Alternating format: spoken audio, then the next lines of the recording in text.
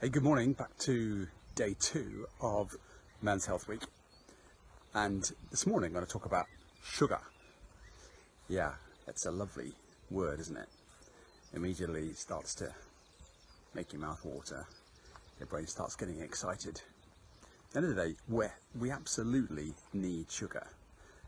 It creates energy, and without that, we can't really function. But a lot of manufacturers in food understand how much we love sugar.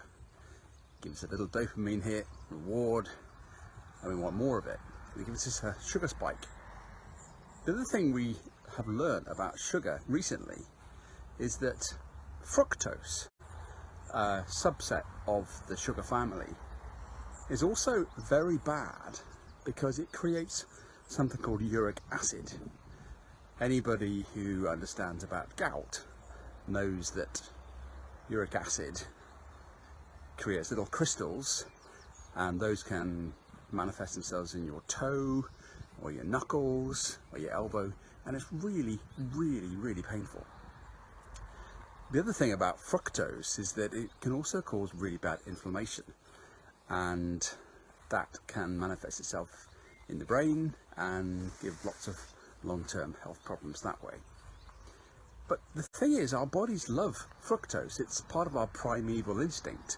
I'm actually in an allotment right now. I'm just going past some raspberries, and later in the year these raspberries will turn really ripe and succulent, and as they ripen they become full of fructose, and it's our body's way of preparing for winter, because it's that lovely sweet taste as we get later in the year tells the body that winter's coming, and therefore we need to create fat and we need to store fat, which is fine in August, September, October when we're preparing into winter. But if we're eating fructose all the time, we're constantly putting our body in a state where it thinks that winter is coming, and therefore it's going to carry on producing and storing fat for us. And there you go.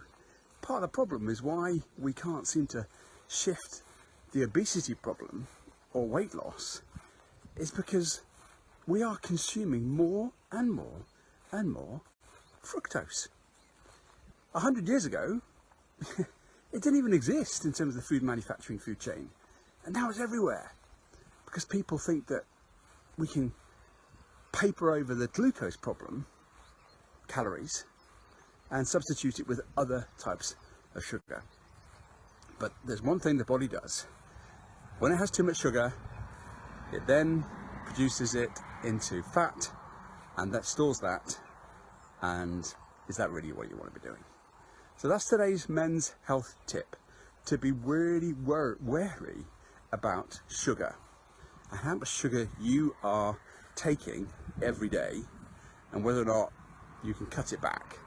And if you want a really good book on sugar, go and read, I think it's The Sugar Goddess, and she talks about the sugar habit, that you can use things like having vinegar before a meal, or making sure that you have your carbs first, and even, sorry, not your carbs first, your carbs last, and even the way that you eat in the morning, particularly breakfast time, how that creates less sugar spikes and less sugar highs. That's it today. Whole different subject today, perhaps, that you weren't expecting, but I guarantee you cut down your fructose, you will have a big impact on your sugar.